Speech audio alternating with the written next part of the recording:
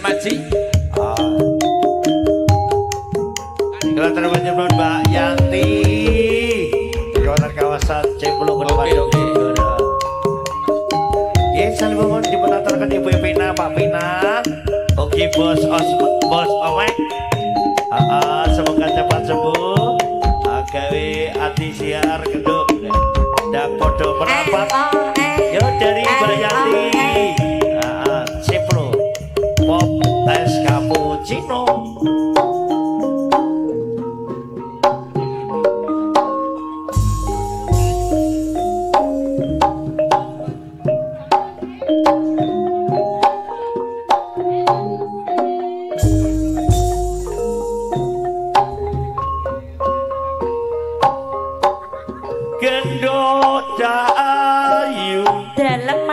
Senengmu sopo Paiten Mas Api Seliramu pi Dewara Semodra.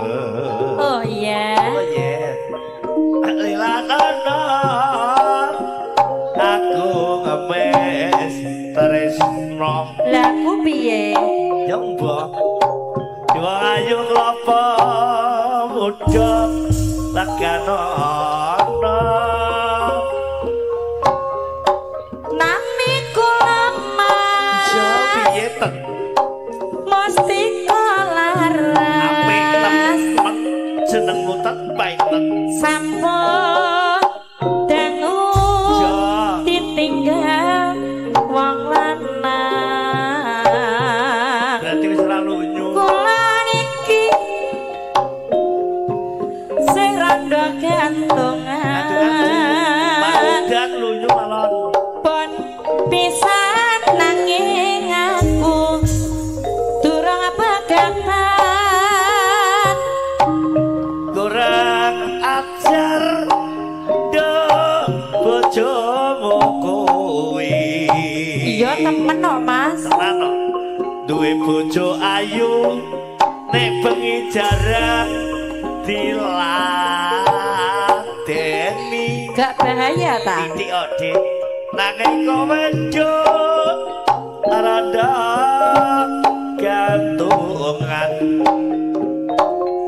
aku sabar ngeteni slirane pegatan oh iya oh ya miting tresno Mas oh piye no saka kulino nono tupak nono saya suwe apa no aku saya tresno ya gak apa-apa nono lunyu tapi aku aja ditinggali lomo aku terima segot jagung kadang telon